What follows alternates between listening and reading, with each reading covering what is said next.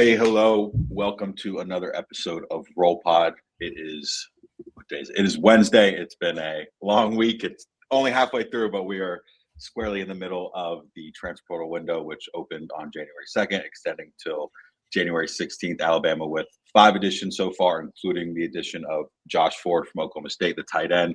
4 more in the fold between Oklahoma State. Oh, I just said that. Sorry, my brain is all jumbled right now, so I might be a little bit all over the place. I forgive me. But USC defensive lineman Devin Tompkins, NC State running back Hollywood Smothers, Virginia Tech linebacker Caleb Woodson, and the last but not least, Caden Strayhorn, Michigan offensive lineman. There you go. Mike set us coming in from the bullpen right there.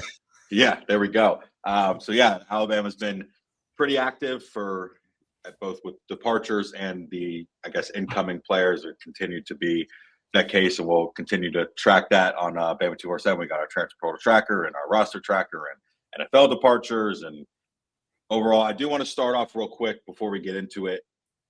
Has there been, at least on your end, any kind of huge surprises for you guys, whether it's NFL decisions, it's transfer portal departures, additions at certain positions? I'll start real quick. I kind of put up some notes in a kind of conversational thread.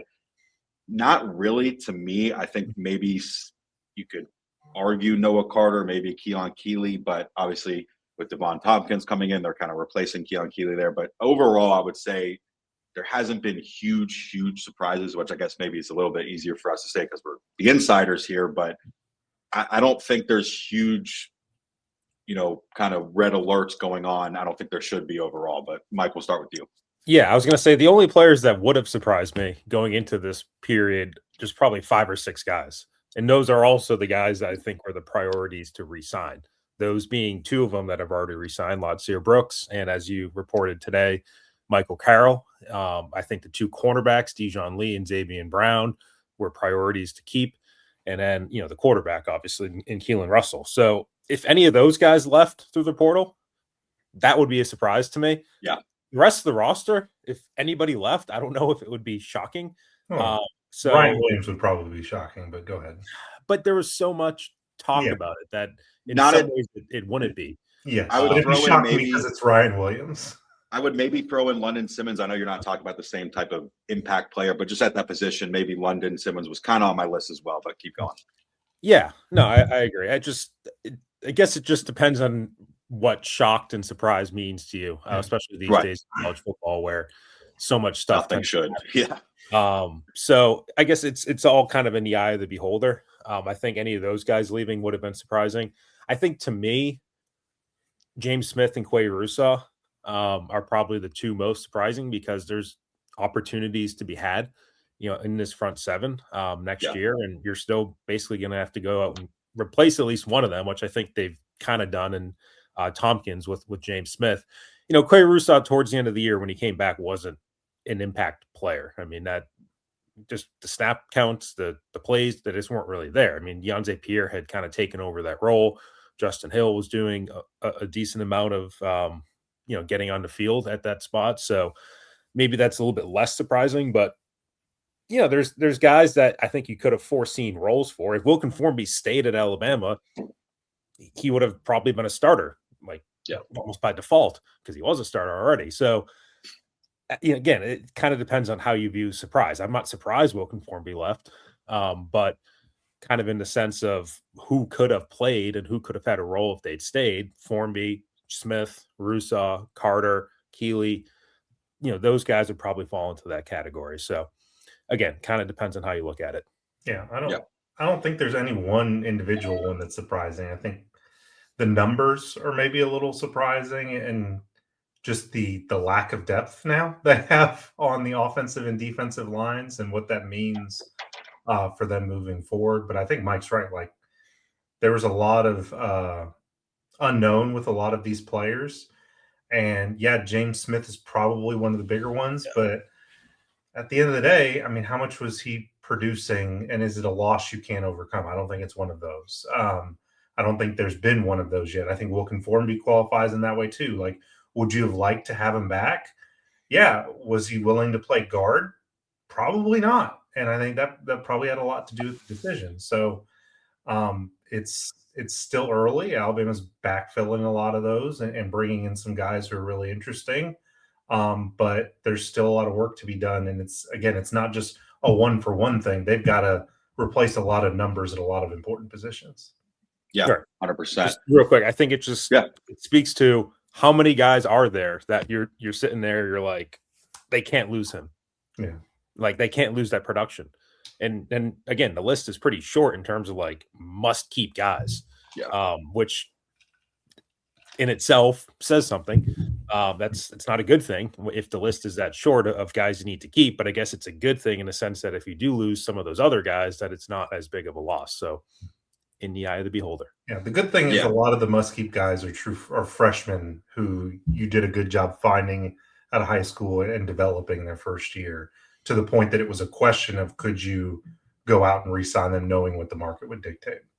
Yeah, I think it's kind of funny, but it kind of, I guess, goes with being, following. If you're a fan of a team, it's like, oh, the O-line, the D-line sucks. And now all the guys are leaving, and then they're all freaking out. Where are all these guys going? Yeah. It's like, if you wanted to, it's just, you can't have it both ways. You knew there was going to be a lot of turnover on the O-line, maybe a little bit more, like you guys said, than expected among the D-line, just with roles. But it just kind of makes me laugh. It's like, oh, get these guys out of here. Then they do leave, and oh, what's going on? It's kind of like saying you need more Alabama players in the building when the two position coaches people hate the most are former Saban guys. I mean, it's. Let's get the whole context in there. It's the analogy that I use that it's like you walk into your kitchen's outdated, it's ugly, you don't like it. You can blow up your kitchen, but then it's a matter of, well, what's your kitchen going to look like? And if you bring your wife to pick out cabinets and she doesn't like the gray cabinet, she wants the white ones, or she doesn't want that particular floor, she wants the other one. Like it kind of, this one's more expensive than that one. This countertop is more expensive than this type of countertop. Like it all depends on how you rebuild it and what it's going to look like rebuilt. So yes, you might not like how it looked before, but there's a whole process involved in getting it back to a place where it works and it's functional and it looks good. So I want to stretch your analogy. There was a murder that was just committed in that kitchen and there are bad memories and everyone wants to wipe it away after what happened in the Rose Bowl. 100%. Maybe just cleaning the damn thing up is enough. I don't know. That's dark. I mean, it's all about marginal difference. And so it's how much you might want to get rid of a bunch of people. Yeah. This offensive line sucks. This defensive line sucks, whatever people might want to say. But it's all about how much better can you get with the replacement players coming in. So it's about the margins. It's not about just blowing it up and staring at the big hole in the floor, because that's kind of what it is right now with the offensive line. Like there's a lot of work that still needs to be done with that group, and not to jump too far ahead in the show, but like this is the time to do it. There's no spring portal, there's no draft, there's no G League. You're not going to Russia and finding a pro to play offensive line in the middle of the season. You never know. You never know. So like you have to do it right now. And so that's kind of the most urgent position to me, kind of looking at it right now is the offensive line, not just from a numbers standpoint, but finding 5 guys that can start for an SEC team right now. Yeah. You guys mentioned it, or I mentioned there's always news flowing. Everything can change, by the second, but obviously the big news just a second ago before we hit record, obviously Michael Carroll re-signing with Alabama. I don't think anyone else on this podcast or pretty much anyone else was too worried about it, but obviously there were some other schools coming in with big offers. So that's a big, big win to get kind of your anchor of the offensive line in. Some big news this morning as well, kind of the same thing. Kind of the theme of the show, pretty much expected. Alex was kind of leading the way over the last couple of weeks. Ty Simpson declaring for the draft.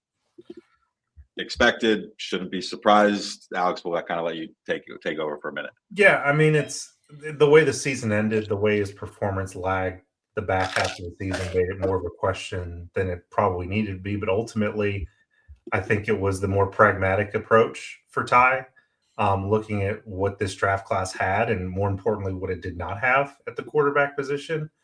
And if we want to be really honest about it, the unknown at Alabama too, I think played a role. And, if you come back, what are you coming back to? So I think at the end of the day, I would describe him as a borderline first-round pick right now. I still think if you're the third best quarterback in the draft, you're in a really good spot. And I think that's what the feedback ended up being. I know there were going to be very lucrative offers if Ty wanted to get in the portal, but consistently what I was told was that that was not really a main priority. It was going to be draft or back to Alabama, and it ended up being the draft. And for Alabama, that obviously means turning the page to Keelan Russell and Austin Mack, making sure both of those guys are in the building. I think if you can pull that off, that's really important, and then letting them compete.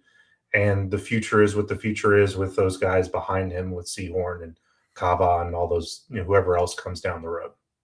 To your point, Mike, obviously it's kind of a shorter list of guys you must keep, but with the departure of Ty Simpson, and you guys have talked about it, we put it on our board as well, the expectation is that Keelan Russell is going to, stay in that building. Do you kind of elevate Austin Mack into that same list? Because you kind of just look at it, does, going into that 2026 season, a group of Keelan Russell, Jet Tamala, Taden Kava, it's talented, but there's not a lot of experience there. I'm not saying Austin Mack does as well, but does he kind of get elevated into that same group? It's an interesting question. I would say no, because I think there's only so far if you're Alabama, and this domino just fell this morning, so we'll have to see what exactly Austin Mack does. But I'm assuming Austin Mack's going to have offers to play and potentially start somewhere else too. So he has, and they're not waiting. Nobody's waiting on Ty.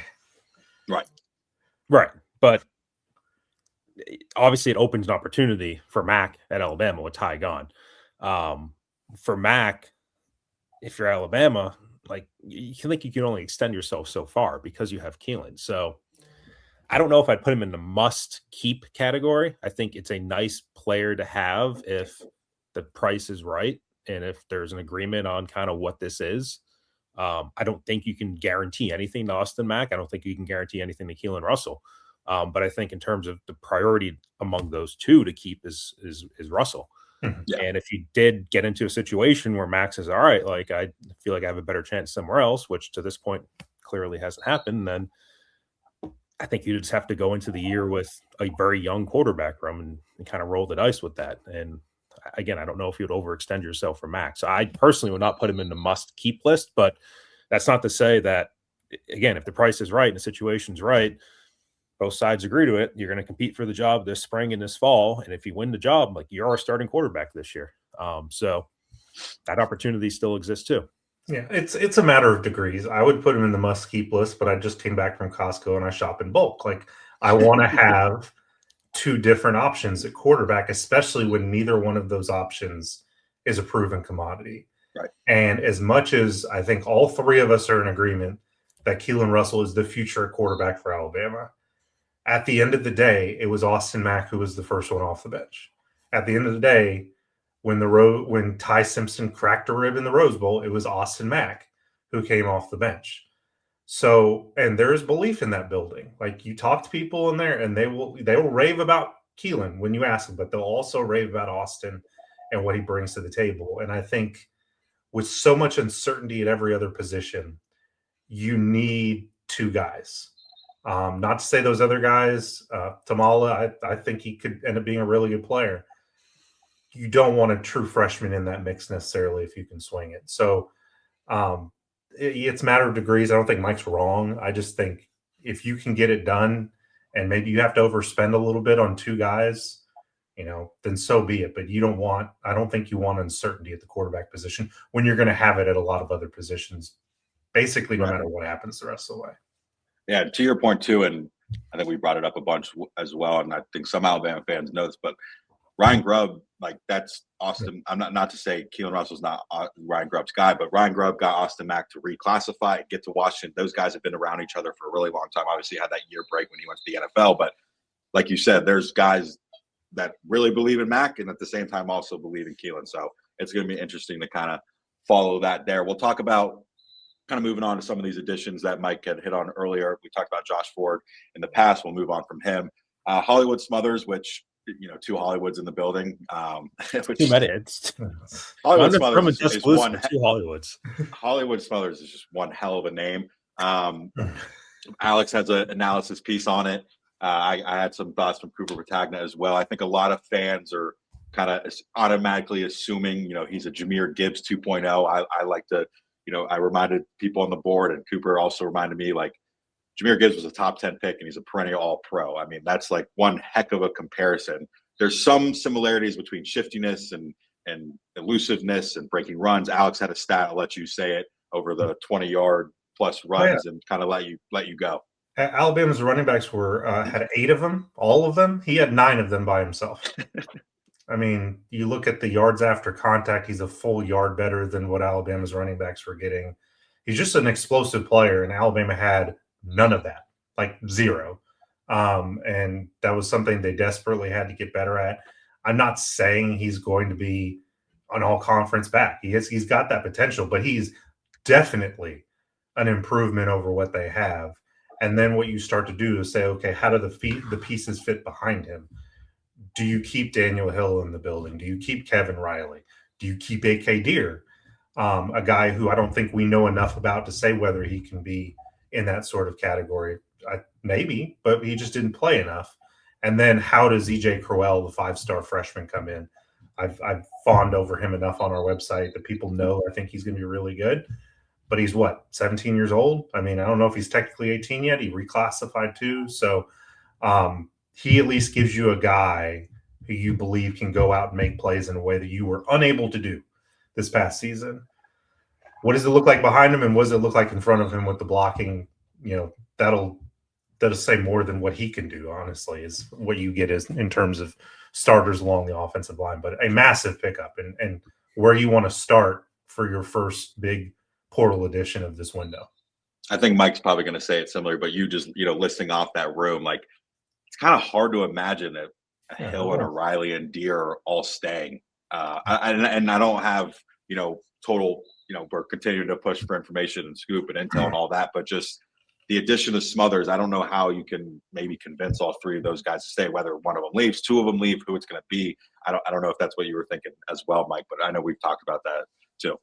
Yeah, it becomes a crowded room all of a sudden. I mean, it kind of already was last year, but I think the combination of adding a player of EJ's, caliber coming in as a freshman plus Smothers, who's one of the, the better transfer running backs out there, like, it puts a guy like Hill in a tough spot because this is his junior year. He never redshirted. There's 2 years left, and you start looking at like how many carries am I going to get this year? In that backfield, I think it's a fair question to ask, and especially for a guy like Riley, who I think kind of had his opportunity to step out last year, now is kind of buried again. And look, I mean, injuries happen. It happened last year with Jam, and Hill was banged up, and Riley got hurt. Like you never know, but right now it's probably one of the deeper rooms on the roster, and unfortunately, in this day and age of college football, being deep means that you're opening yourself up to the portal. It's like a vicious cycle. The days of sitting around and waiting on a guy for 3 years to develop, they're over. They're just over, and they're over in both directions. That's why I don't think fans should lose sleep over it. Look, these kids are going to leave if they don't have an opportunity, and coaching staffs are going to have to make tough decisions about who they're going to allocate money to. And you can like certain aspects about certain players, but when guys can go out and demand starting caliber money and you don't see them as a starter, that's an easy decision. And that's why I think you're seeing, not just Alabama, but everywhere. That's why you're seeing guys leave is, and the hope is you can bring in a guy like Hollywood where you say, if it's Daniel Hill, if it's whoever, we don't want to see you go, but we wish you the best because ultimately we have a bottom line that we've got to consider. And we've got to go out and get X, Y, and Z too at all these other positions. So what it looks like a week from now, I have no idea. I just know that overall it's in better shape than it was a week ago. Yeah. Talk about that being one of the deeper rooms across the roster. One that is not is the receiver room. I think it is though. I thought you were going to say offensive line, but we kind of hit on offensive line to start, so I just kind of wanted to keep moving. I mean, I guess wide receiver now is assuming. I mean, Horton stays, right. Like you like 1, 2, 3, and that assumes Horton stays, and that is still as of Wednesday afternoon an outstanding decision. We don't know, what's going to happen there. But if he's back, Horton, Ryan Williams, Latsier Brooks, plus Sedarian Morgan and Derek Meadows, it's a good, very good top of the room. It's just the fact that you don't have very many guys in general is kind of the concern at wide receiver. It's 6 right now. you had two guys as freshmen you thought were going to come in and ended up flipping, on signing day. So that kind of hurt in terms of the numbers, and you're probably going to have to make that up in the portal. I think going into the season with 9 is probably the goal to most years. So you're at 6 right now. I mean, that means adding a few guys. Like, you don't want to get yourself into a position where you're super thin at receiver if there's a couple injuries. So I think you need to get up to at least 8, if not 9 guys in that room. Yeah, there's one major that we're tracking and continuing to follow along is Cam Coleman, who I reported was supposed to be there on Tuesday night. Kind of, again, ebbs and flows of this transfer portal. Still expected to come by the end of the week, and whether he ends up in this room or not, it remains to be seen. But he's dealing with some other heavy hitters that he's visited. Alex, go ahead. Yeah, if you can add Cam Coleman, you add Cam Coleman. Duh. Yeah. I mean, this guy's nature. He's a great receiver. But as Mike points out, you don't need top of the line receivers. Right. You have other priorities. So if you can go out and get some guys, I think ideally with some guys with multiple years of eligibility, and just backfill what you've lost and spend that money at tackle, at guard, again, in the trenches, I think that's what you want to do. But, you bring him in, you have the connection with Derek Nix. You see if that's a viable option. If you can do it, you do it. I don't know where that money comes from, but, break a bank, call up somebody who owns a bank, whatever the case may be. It's going to take rob a bank. Yeah, rob a bank, whatever you got to do. But it's one of those where I close my eyes and I have a tough time seeing the offer from Alabama being significant, like equal to Texas Tech, Texas, right. Whoever else comes in this. I just don't know if it makes sense to spend your money at that position. Yeah, because and I'll just go straight to offensive line because I'm short on time. But offensive line wise, you're in trouble right now in terms of being able to field 5 starters. You feel good about Michael Carroll. I think you're optimistic about Jackson Lloyd at left tackle. He got a little bit of playing time, but that's still that's a projection. You're optimistic maybe about William Sanders at guard. He got some playing time this year. That did kind of trail off towards the end of the year.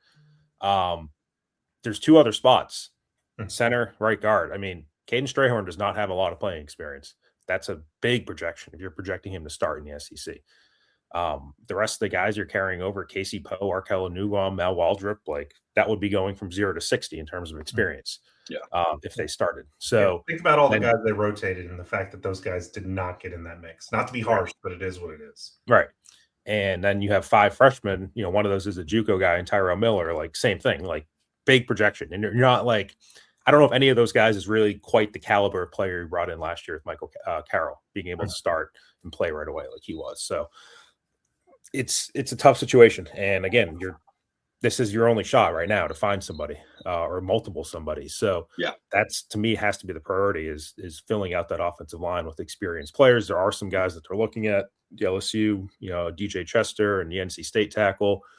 There's a few others, but you got to hit on those guys and, kind of get your numbers back up. And I don't know if numbers in general are quite the same issue at offensive line as they are at receiver, but it's finding the guys to start. That's a much bigger issue at offensive line right now. Yeah, Mike and I've got to go. I've got to run as well. We're over here at the All-American Bowl in San Antonio, but we'll end it like we always do. If you're Kalen DeBoer, you kind of said it right there. I guess offensive line is probably your pick, Mike, but if you're Kalen DeBoer, you're Courtney Morgan, you're Bob Well, and you're sitting down in these meetings probably every single day, what is top of the list, Alex? We'll start with you. It's offensive and defensive line. And then it's making sure you keep those, to me, making sure you keep those 2 quarterbacks in the room. Yeah, I think it's who else might leave, I think is still because the portal's open for another 9 days here. So that has to be the main concern. And obviously you're re-signing guys. We live in a day and age of college football where re-signing guys is a thing. But that's kind of what it is. And so you need to make sure that you keep the guys that are the priorities. They've done a couple of those so far, but would not be surprised if there's other guys elsewhere in the roster that do go into portal between now and January 16th. And it's just kind of doing the whack-a-mole game where you're adding somebody, losing somebody, adding somebody, and just kind of where does that land you, once the music stops, I think is really the main concern of everybody in that building right now. And it's crazy because the season just ended and it's like NFL free agency going on during the playoffs of the NFL or right after the season. It's not how it works in that league, but it's how it works here. And it is absolutely exhausting and exhilarating and wild how this all goes down right now. All those words are correct. A little bit of a shorter show for you guys, but we'll be back probably, if not early next week, maybe on Sunday or something like that. Again, everything's kind of changed by the minute in this portal. And again, people could be leaving. There's still some decisions to be made. Bray Hubbard, Keon Sabb, those are two we're also monitoring over in the back end of the secondary. But we will be continuing to update our transfer portal tracker. When we know something, you guys will know something. So as always, thanks for listening. And you can find these episodes on Apple Podcasts, Spotify, YouTube, and over on Bama247. Thank you, guys.